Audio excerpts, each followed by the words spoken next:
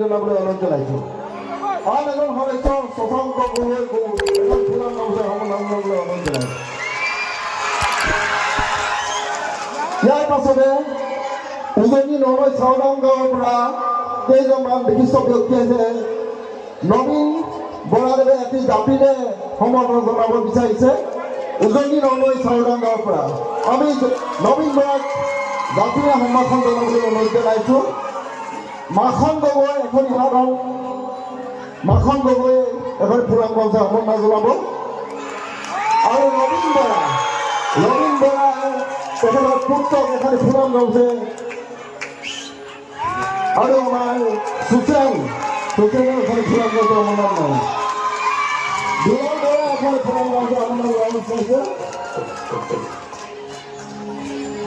আৰু আমাৰ এজন উপদেষ্টা প্ৰবীণ শইকীয়া তেখেতে এখন ফুলাম গামোচা সম্বৰ্ধনা জনাব। সভাপতি শ্যাম গগৈ এখন ফুলাম গামোচা সম্বৰ্ধনা জনাব বিচাৰিছে।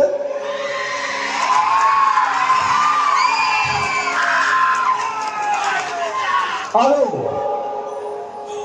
আমাৰ মাজত উপস্থিত আছে আমাক সকলো প্ৰকাৰে সহায় সহযোগিতা আগবঢ়া অপূৰ্ব বৰা। আমি অপূৰ্ব বৰাক মঞ্চলৈ আহিবলৈ অনুৰোধ জনাইছোঁ।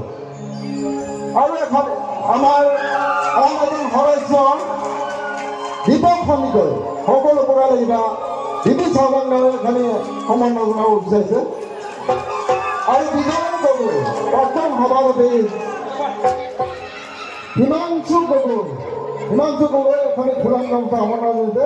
আমাৰ কোষাধ্যক্ষ হিমাংশু গগৈ, এয়া বিজয় গগৈ গাঁও পঞ্চায়তৰ প্ৰাক্তন সভাপতি হিমাংশু গগৈ।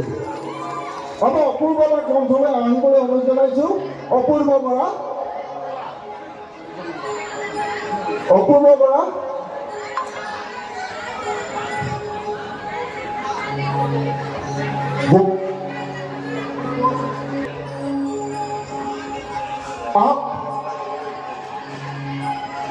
উত্তপ্ত সমিতি সাধাৰণ সম্পাদক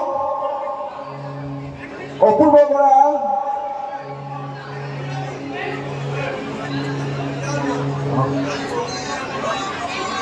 এয়া আমাৰ সকলো প্ৰকাৰ সহায় আগবঢ়োৱা অপূৰ্ব বৰাৰ বৌ আৰু আমাৰ সম্পাদক উদযাপন সমিতি হেমন্ত বৰাই এখনি ফুলাম গামোচা সম্বৰ্ধনা জনায়। আমি বৌৱে মই একেলগতে আহিছোঁ দেই, সকলো অকণ হাত তালি এটা দিয়ক, ভাল লাগিব।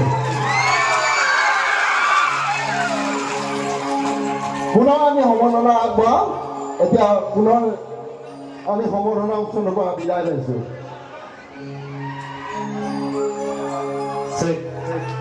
ধন্যবাদ।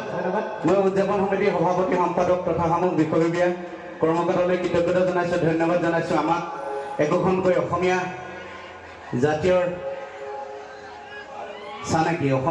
চানেকি ফুলাম গামোচাৰে মৰম জনোৱাৰ বাবে, শ্ৰদ্ধা জনোৱাৰ বাবে হয় গোটেই গামোচাই পুৰস্কাৰ দিছে। কাৰণ আমি গামোচা বহুত ভাল পাওঁ আৰু এইখন যেতিয়া আমাৰ ডিঙিত আহি দিয়ে খাতি অসমীয়া লাগি যায়।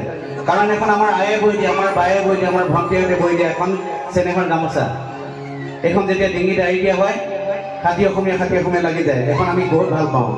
এইখনক অসমীয়া ৰাইজে আদৰ কৰে, কিন্তু কোনোবাই যদি অনাদৰ কৰে আমাৰ অসমীয়া মানুহে বেয়া পায়, বুকুত জুই জ্বলে।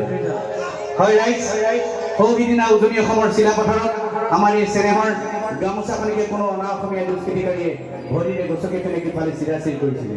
অসমীয়া মানুহৰ বুকুত জুই জ্বলাইছিল। চিলাপথাৰ কামত কোনে সহ্য কৰিব থাকিব পৰা নাছিলে, আনকি আমি গান গোৱা মানুহ আমি সহ্য কৰিব পৰা নাছিলোঁ।